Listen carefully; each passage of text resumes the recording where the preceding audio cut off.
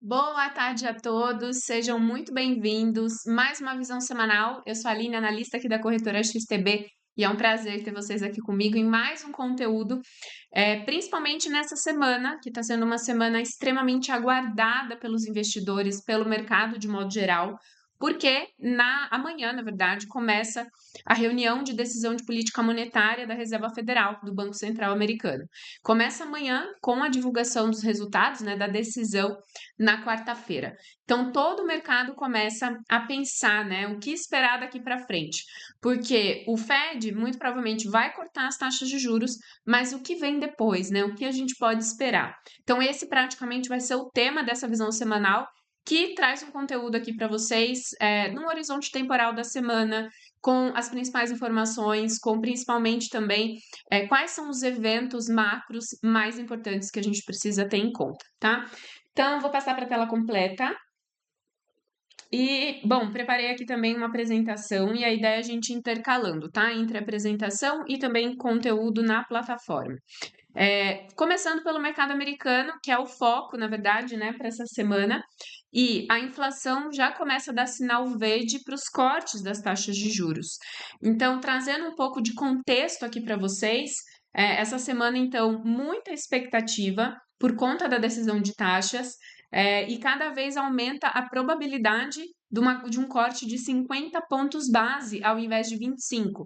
Daqui a pouco a gente vai entender o porquê, né? E a gente vai olhar também as projeções. Mas o que eu preciso que vocês entendam, na verdade, e que levem em consideração.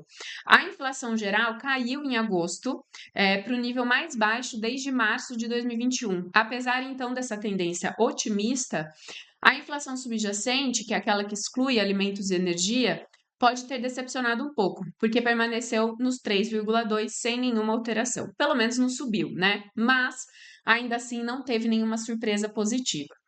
No entanto, o relatório pode ser satisfatório para o Fed e abrir caminho, então, para o primeiro corte de juros na reunião dessa semana. Aqui a gente tem o comparativo, né, do CPI, da inflação normal, o core, e aqui a gente vê, então, um CPI de 2,5 e um core ainda de 3,2. Então, o CPI começa a cair, o core ele já deu um sinal de queda antes, até um pouquinho antes do CPI normal, e depois ele tem agora uma variação um pouco acima da inflação, né, normal, né, da inflação cheia. Então, por enquanto, taxa de inflação 2,5, a que exclui alimentos e energia 3,2 para os Estados Unidos. Alguns componentes da inflação, a gente pode ver que muitos deles continuam em deflação. O maior e geralmente o único componente que permanece elevado são os preços dos aluguéis residenciais, tá? Que é a parte de moradia. Então a gente vê que toda a parte de moradia ainda está muito alta. O fator energético, que foi um tema anteriormente, né, principalmente que foi um dos fatores que fez com que a inflação dos Estados Unidos chegasse a 9,1, tem diminuído muito. Então, os preços do petróleo, do gás natural, das fontes renováveis, né, as fontes de energia, reduziu muito aqui desde já do final, né, de 2022, início de 2023. Então, tudo isso vem trazendo um fôlego para os dados de inflação, o que ainda permanece, não mantendo ainda, né, as taxas, né, o IPC em 2,5 é a parte de moradia, tá? Então, esse setor não é característico referente à demanda, mas apresenta um atraso, então, significativo em relação aos outros demais segmentos, e por isso que traz essa inflação ainda, né, de manter essa inflação de 2,5%. A inflação anualizada, com base então nos últimos 3 meses, permanece a um nível abaixo de 0,9%, que é o CPI headline que a gente costuma falar, né? Então a gente tem o CPI core, que é o que exclui elementos de energia. O headline, o que ele faz? Ele faz uma média dos últimos 3 dados e traz aquilo para o ano, ou seja, se essa média dos 3 últimos meses, se ela se manter até o próximo ano, então ele vai dar um nível ali abaixo de 0,9%, tá? Então a variação mensal de 0,2 também está dentro da média histórica. Então, basicamente, também é uma informação até que positiva, tá? Em relação à inflação dos Estados Unidos. Na semana passada, a gente conheceu também o índice de preços ao produtor, além do IPC, né? Então, o PPI ficou ligeiramente abaixo das expectativas, seguindo a forte queda no petróleo. Então, a pressão descendente contínua sobre o petróleo sugere que essa tendência, então, pode continuar em setembro. Ou seja, os dados de PPI mais baixos, acompanhando o preço de um petróleo mais baixo, pode tirar uma pressão, principalmente na fase produtiva. Então, isso também, em algum momento, pode refletir na inflação ao consumidor. Então, se a gente tem um PPI menor, né, e um preço também caindo de mais de 13%, quase 14% do petróleo, isso é bem positivo, tá? Agora a gente tem as perspectivas de taxa. Inclusive, o Jeremy Powell, na seu último discurso no Jackson Hole, sinalizou que o banco deve cortar as taxas de juros na reunião de setembro. Isso praticamente é um fato. O que agora a gente está se questionando é a intensidade desse corte. Se de fato ele vai ser de 25 pontos, que a probabilidade reduziu bastante para 35%, ou se vai ser de 50 pontos, onde a probabilidade aumentou para 65%. E Jeremy Powell destacou também que o mercado de trabalho está desacelerando, e no discurso disse que, bom, a SEG, né, a última ata da reunião, mostrou que a maioria dos membros concorda com a redução de taxas nesse trimestre. Então, para a reunião agora de quarta-feira, tem praticamente quase que 100% de uma redução de taxas. A gente só ainda não sabe dizer exatamente se vai ser 25 ou 50. A aposta para 50 está grande.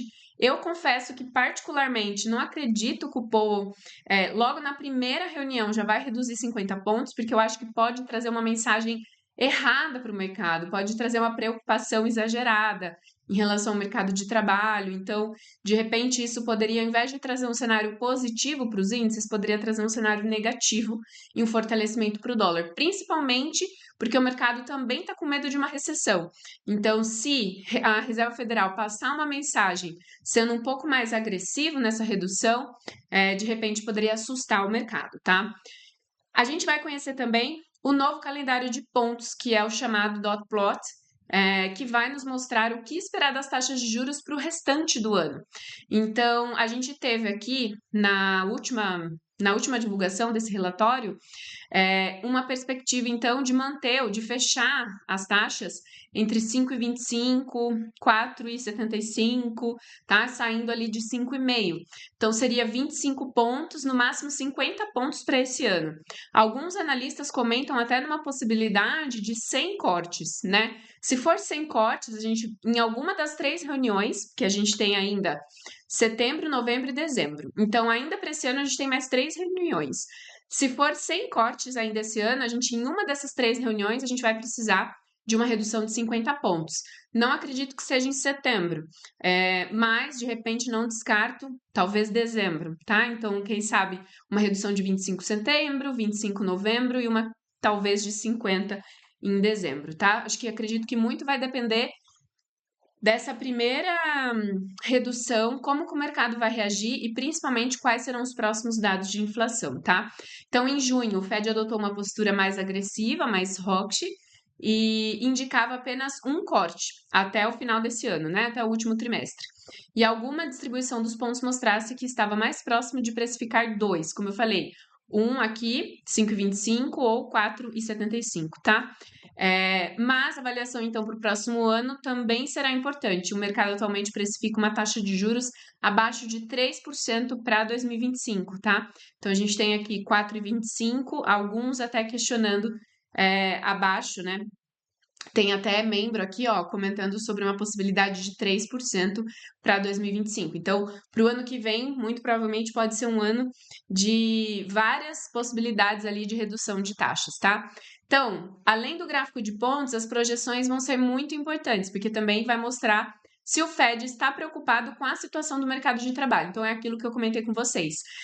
Dependendo da força ali da redução dessas taxas, ele pode passar uma mensagem aí diferente, né, do que de fato ele quer passar. Então, por isso que a intensidade da redução vai ser extremamente importante. A taxa de desemprego atualmente está em 4,2, é um nível acima da projeção do Fed. Um aumento nas expectativas para a taxa acima desse nível pode indicar que o Fed admite, então, que está atrasado com os cortes. Esse também é um ponto. Qual era o timing ali para a redução das taxas, tá? E a inflação é estimada num nível ligeiramente superior ao atual, mas no final do ano voltará a subir devido ao efeito base, que é a subjacente, né, que ainda permanece em 3,2%. O crescimento do PIB do segundo trimestre foi de 3%, mas espera então uma desaceleração na segunda metade desse ano. No entanto, uma revisão não pode ser descartada para os Estados Unidos. Falando do mercado de trabalho, embora o Fed provavelmente se concentre então mais no mercado de trabalho agora, porque quais são os dois objetivos, né, da Reserva Federal? É manter o pleno emprego e trazer a inflação, manter a inflação na meta de 2%. Então, como agora a inflação está um pouco mais perto da meta, está em 2,5%, o mercado de trabalho começou a desacelerar, então agora o mercado de trabalho também se torna uma preocupação. Então, não parece haver muita razão para preocupação, apesar dos últimos dados, porque o número de pedidos de subsídio de desemprego não está aumentando numa faixa muito alarmante. E o sinal de recessão foi gerado com pedidos acima de 300 mil e a taxa de desemprego em torno de 5.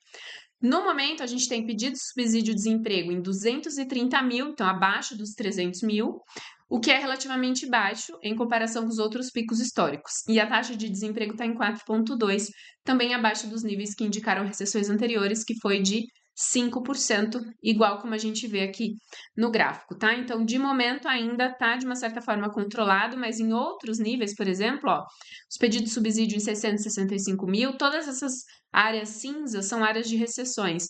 Aqui 517 mil, 564 mil, 695 mil, tá? Então, por enquanto, ainda os pedidos de subsídio de desemprego semanais estão dentro de uma certa normalidade, tá? Ainda assim, lembrando que a gente está entrando num período do ano para o mercado de ações, principalmente, renda variável, nessas próximas 2 semanas de setembro, que historicamente é desfavorável para o Standard & Poor's, tá?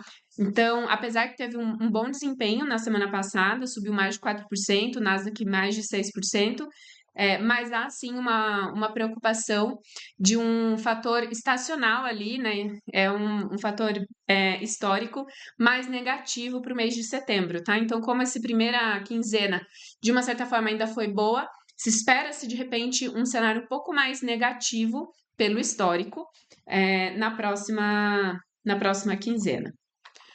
Vamos passar então para a plataforma. Eu vou colocar aqui o período de uma semana para a gente ver então como ficou o fechamento, tá?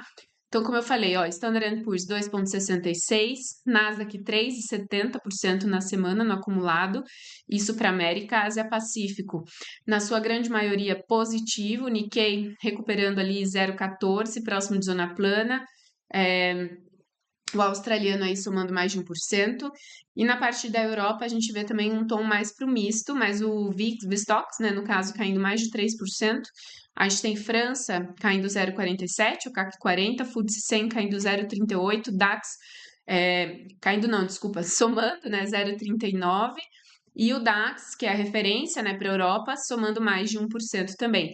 Um pouco desse sentimento otimista, obviamente, vem por parte dos Estados Unidos, então mantém todo o mercado de uma certa forma um pouco mais para o positivo.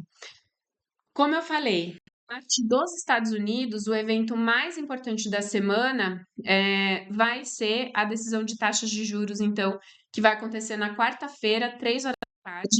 Inclusive, a gente vai ter seminário especial, vai começar uns 20 minutos antes. Vou deixar aqui na descrição do vídeo o link para você já acessar, ativar as notificações para não perder assim que a gente começar as transmissões, justamente para acompanhar ao vivo como que o mercado vai reagir e quais são alguns pontos também de preço importantes, tá? Inclusive, a gente vai medir agora, daqui a pouquinho, quais são as regiões mais importantes. Depois, obviamente, né, os pedidos de subsídio de desemprego, como eu falei para vocês, tá numa faixa ali de 230. Se subir muito disso, pode de repente trazer um certo medo, um receio aí para os mercados, tá? Então, vamos começar com o Standard & Poor's, que acaba sendo a referência ali para o mercado americano. A gente vê máximos decrescentes, tá? Num gráfico diário aqui, ultrapassou 5.600, próximo nível 5.668, tá? Então, ele já vem, já corrigiu bem aqui desde do último da última correção, ó, que começou no começo do mês, chegou a corrigir quase 4%, praticamente já recuperou 4,18, tá? Inclusive, se a gente colocar na janela de mercado, colocar o mês, para a gente ver como que tá. Ó, no mês, o Standard & Poor's ainda soma um positivo de mais de 1%. Só que, lembra que nesses próximos, né? Esses próximos 15 dias de setembro, de repente, a gente pode ter alguma surpresa. Então, muito vai depender também de quanto vai ser a intensidade. Se a gente tiver uma redução de 50 pontos, eu particularmente acredito mais em correção, porque pode passar a mensagem para o mercado de preocupação com o mercado de trabalho, de preocupação com uma recessão, por isso que vamos supor que a Reserva Federal precisou ser um pouco mais agressiva, tá? Então, aí a gente pode pensar, de repente, nas regiões de 5.500 ou, quem sabe, até nas regiões de 5.300 por aqui, tá? A princípio, ele está tentando romper essa região, próximo nível seria 5.668, ou quem sabe, né, as máximas históricas em 5.722. No RSI, para a gente complementar também com o indicador, a gente não vê ele ainda tão sobrecomprado. Aqui teve uma movimentação de queda mais forte, aqui também ele chegou numa região que não estava tanto numa sobrecompra, correção. Então, aqui praticamente a gente tem uma referência de uma possível resistência no RCI, tá? 62,60. Então, de repente, ele tem um pouco mais de espaço, no máximo até os 5.668, para quem sabe corrigir. Então, vamos acompanhar como vai ficar a evolução dos índices americanos. Nasdaq, bem parecido. Máximos decrescentes, numa tendência mais de curto prazo, numa de longo, mínimos crescentes. Nasdaq está próximo das regiões de 19.600. Próximo nível seria as regiões de 20.000 pontos, tá? Antes das máximas históricas aqui, em 20, quase que 21, 20.970. Tá? Então, aqui, basicamente, também tomar em consideração essas regiões de 19.600 pontos, porque pode começar a corrigir, né? De repente vir para uma correção até essas regiões de média de 200 períodos, que seria em 18.513, para depois, quem sabe, tentar romper e voltar para o cenário de alta, né? Ou romper a média, e a gente pensa nos 18.000 pontos para o Nasdaq. O dólar index, que eu acho que também está interessante, a gente vê máximos decrescentes. Então, ele chegou, depois de bater no fundo, na região de preço de 100,442, que foi final de agosto, ele teve um pouco de recuperação, quase que 1,49%, chegou a corrigir mais um pouco, de 1,40%, e agora ele está próximo da região de fundo aqui também. Então, vamos ver no RSI como que o dólar index vai se comportando. Próximo. Ó, aqui a gente até vê máximos decrescentes. Então, de repente, ele pode ainda testar uma região um pouco mais de mínimo e depois vir para um cenário mais de alta, tá? Ainda não está tão sobrevendido, teria um pouco mais de espaço, pelo menos. Pode, de repente, trabalhar aqui nessa região de 100,300, 100,250, algo do tipo. Claro que uma redução de taxas tende a trazer uma desvalorização para o dólar. Mas, se for uma redução de 50 pontos, se passar a mensagem de medo, receio, de repente o dólar poderia até se favorecer, tá? Porque ele atende aí como um ativo refúgio, principalmente. Bom, acredito que dos ativos americanos essa é a ideia. Quero até dar uma olhada aqui na parte de análise de mercado, comparado no dia, o dólar mais fraco, tá? Vamos dar uma olhada na semana, ele bem mais fraco, e no mês também mais fraco frente a várias outras moedas, mesmo que ele teve um pouco de recuperação, mas ainda assim mais fraco. Agora vamos passar para o mercado europeu. Ó, na semana passada a gente teve o BCE cortando as taxas de juros, conforme o esperado. O banco não especifica um caminho claro no seu comunicado, né? A taxa de juros deve ficar em torno de 2,5% nos próximos 12 meses. Nesse momento agora está em 3,5%, então seria ali uma redução de 100 pontos aproximadamente, que também é indicado pelos rendimentos dos títulos. Então, isso significa, né, como eu falei, um corte de 100 pontos, até a reunião final do trimestre em setembro de 2025. O ritmo, portanto, é mais lento do que os Estados Unidos, embora comece de um nível mais baixo.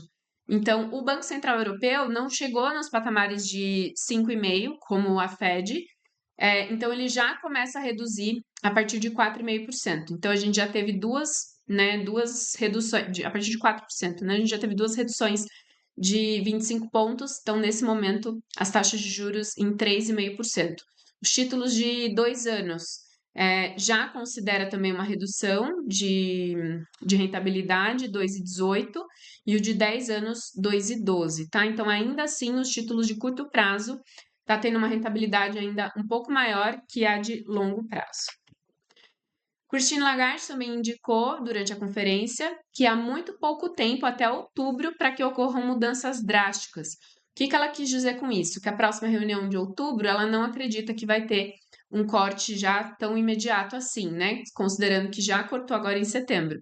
Mas que o próximo corte, então, pode acontecer em dezembro. Então, hoje a taxa de juros em 3,5%. Tá saindo de 4,5% por aqui.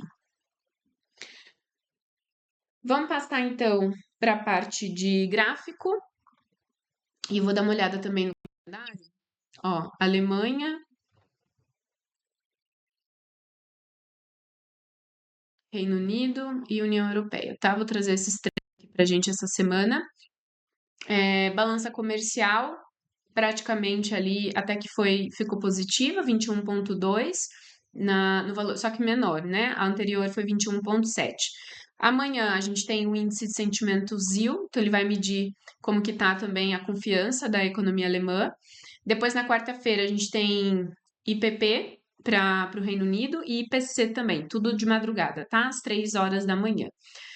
Na quarta, a gente também tem dados de inflação para a zona euro, numa expectativa aqui saindo de 2,6 para 2,2. Na parte do Reino Unido, mantendo, né? 2,2, então. E na que a gente exclui alimentos e energia, subindo de 3,3 para 3,5. Aqui na zona euro de 2,9 para 2,8. Depois, para a parte da parte da Europa, a gente tem decisão de taxas pelo Reino Unido, que vai acontecer na quinta-feira às 8 horas da manhã, uma probabilidade de manutenção das taxas, e óbvio, né? Depois a gente tem também minutas, que vai na mesma hora. No mesmo horário já vai sair a divulgação das minutas. E na sexta-feira, PPI para a Alemanha, um PPI negativo, Alemanha, e vendas a varejo do Reino Unido também. Vendas a varejo, na verdade, mas que nada vai traduzir como está o comportamento do consumidor, se ele está melhorando ou não. Vai depender como ele está confiante em relação à economia.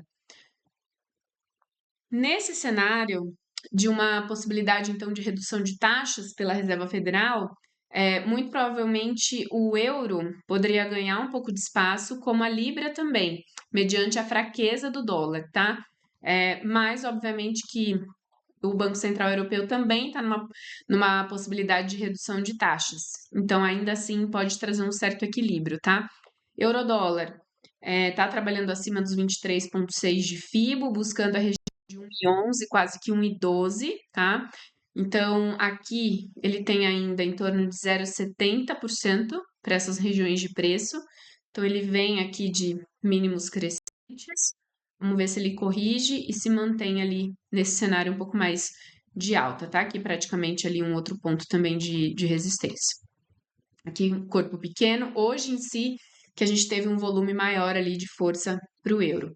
Já a Libra também está com uma variação bem parecida com o euro, tá acima das médias de 200, a gente vê aqui uma tendência um pouco mais de alta, aqui ele vem com força também próximo das regiões de 1,32, 632. Então a Libra de repente pode testar essas regiões. Deixa eu só ver como uma resistência, se ela já está mais numa sobrecompra também. Ó, tá próximo, tá? Na última vez que testou essas regiões foi justo nesses máximos por aqui. E aí depois veio com uma correção de 69%, tá? Então aqui seria nessas regiões. Então atenção, próximo de uma sobrecompra anterior. Aqui também, ó, mesma coisa. Então a gente teve uma sobrecompra, depois uma correção, aí novamente uma sobrecompra. E daqui a pouco a gente já olha petróleo também. O DAX, que é a referência ali para o mercado europeu. Então, a gente tem algumas regiões importantes ali de resistência em 19.000 e 45.000 pontos. Aqui, a gente pode ter uma correção até as regiões de 18.000, para depois, quem sabe, buscar os 19.045. Deixa eu ver como está o RSI. Ainda não está numa sobrecompra, apesar que aqui a gente viu máximos decrescentes e aqui a gente teve um volume um pouco maior, né? Uma variação maior. Então, acompanhar aqui no RSI essa região de sobrecompra 68, 70 aproximado. Poderia chegar próximo aqui dos 19 e aí a gente tem uma certa correção que poderia, quem sabe, vir a corrigir até os 18 novamente. Então aqui a gente tem em torno de 1,74 e depois poderia ter uma correção de mais de 5%. Até pela realização de lucros também, né? Bom, parte de mercado asiático. A gente tem China, que está sendo um tema, apresentando aí dificuldades econômicas, então uma crescente pressão para que Pequim intensifique o apoio econômico às famílias. A gente tem um risco de ciclo baixo de crescimento e queda nos preços. Então, a China tem uma meta de crescer 5% ao ano, né, através do PIB, mas a gente tem um certo problema aí para esse crescimento, tá? Então, muito provavelmente vai precisar subsídios do governo para que consiga atingir essa taxa, né, de crescimento de 5%. A gente teve um IPC que teve um aumento moderado em 0,6% no anual, um PPI que teve uma contração maior que o previsto, caiu 1,8%. Isso depois pode trazer um CPI também deflacionário. Vendas no varejo teve um crescimento de apenas 2%, desacelerou comparado a julho. Produção industrial cresceu 4,5%, abaixo do 5,1%. Investimentos em ativos físicos desacelerou para 3,4% no acumulado do ano, tá? Então, a gente vê uma certa desaceleração por parte da China. Isso pode impactar todo o mercado de modo geral, tá? Então, a China é o segundo país com mais referência ali na parte de cadeia mesmo produtiva do mundo, não só produtora, mas como consumidora também. E quando a China começa a dar sinais de fraqueza, isso pode também se transformar numa cadeia. Quais são os sinais de fragilidade? Queda nos lucros, aumento dos estoques nas fábricas, produção excedendo o consumo. Então, a gente tem muito mais estoques, uma produção que excede o quanto as pessoas consomem, e as vendas de automóveis também caíram pelo quinto mês consecutivo, tá? Então, como eu falei, a meta de crescimento de 5% dificilmente vai ser alcançada sem o apoio do governo e do Banco Central na China. No Japão, o crescimento do PIB do segundo TRI foi de 2,9%, abaixo um pouco das expectativas, embora a recuperação tenha sido notável em comparação com a contração do primeiro trimestre. As preocupações persistem sobre a inflação, já que o membro do Banco do Japão, Nakagawa, destacou os riscos derivados de quedas livres, né, de quedas em relação ao ien. Então, a gente tem aqui uma inflação de 2,8% no Japão. A ideia é que até o final do ano feche em 2,5%. A meta mantém-se igual, Banco Central Europeu e Estados Unidos de 2%. Tamura afirmou que a política monetária acomodatícia vai ser mantida, embora tenha considerado que as taxas de juros poderiam ser elevadas gradualmente no futuro para alcançar as metas de 2% de inflação. Então, o Japão está indo em contra a todos os outros bancos centrais. Então, todos os outros bancos centrais, por conta da inflação mais elevada, começou a subir as taxas de juros e agora eles estão reduzindo as taxas, enquanto que o Japão começou a aumentar as taxas para trazer a inflação para baixo. Então, isso que fez com que diminuísse um pouco mais a diferença entre o câmbio mesmo, né? Entre o ien e o dólar. Então, antes de começar com as commodities, vou passar também para o gráfico para a gente acompanhar aqui o Nikkei.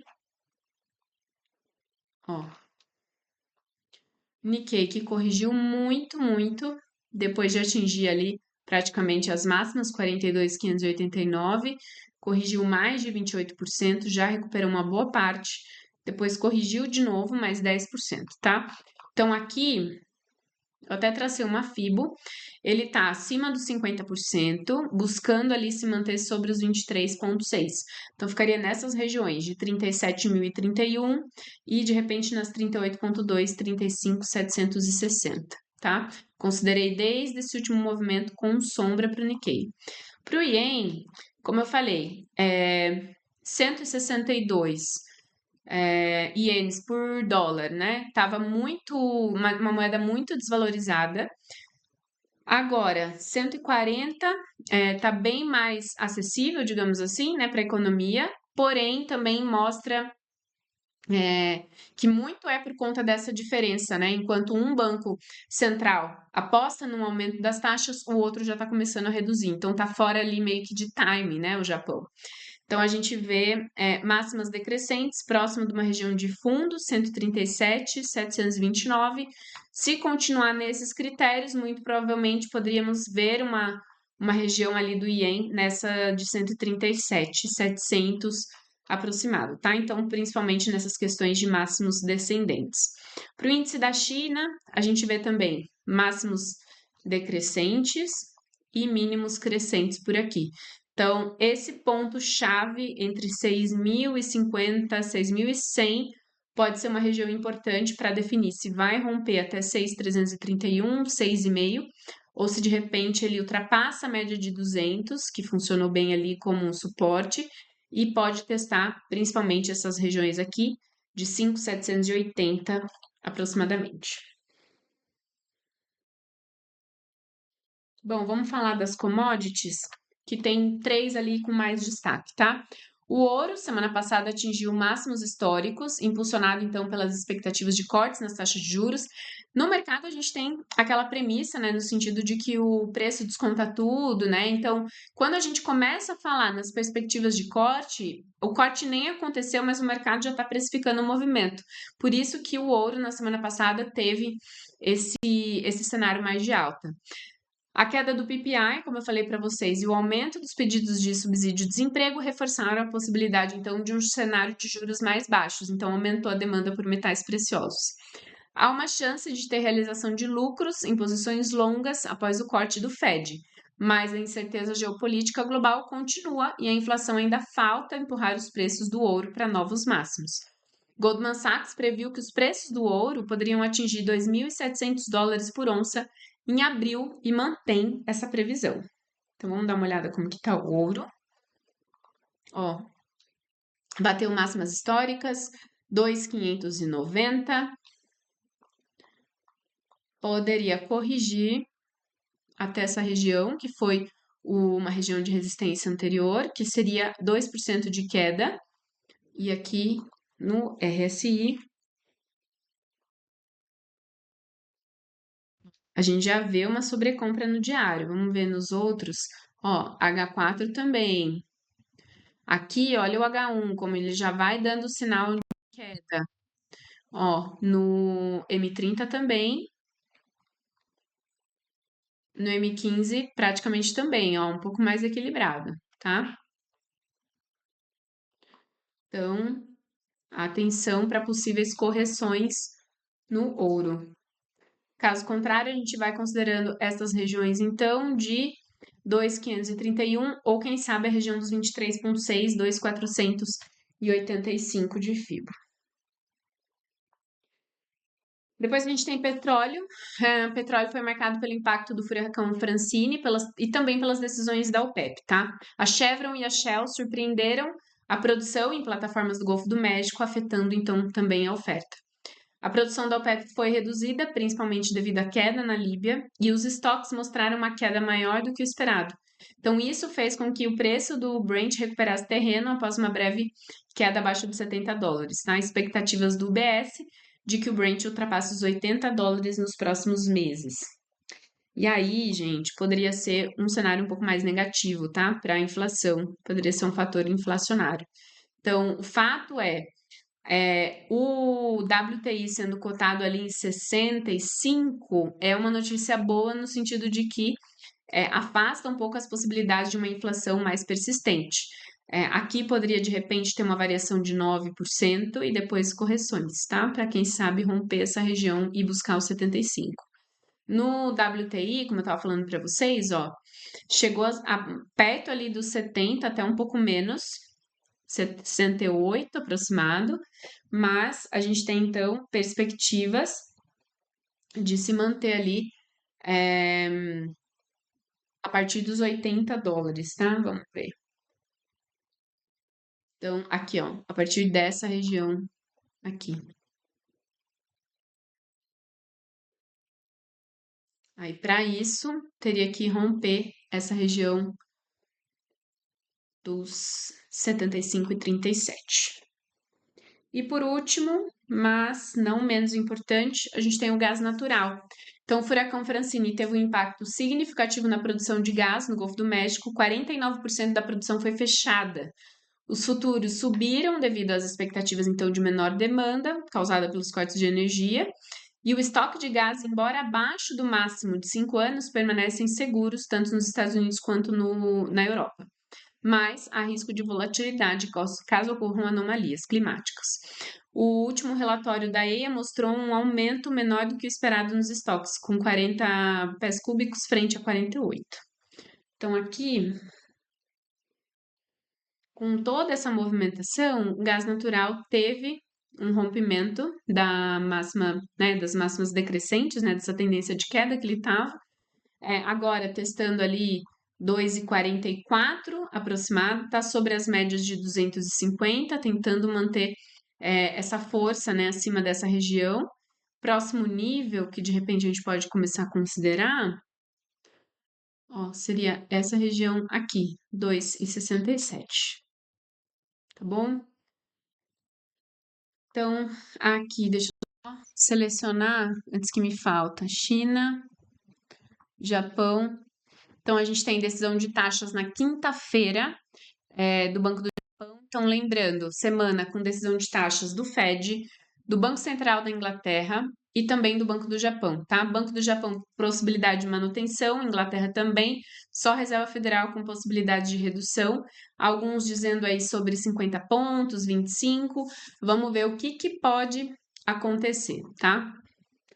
Pessoal, praticamente é isso. Espero que vocês tenham gostado. Muito obrigada.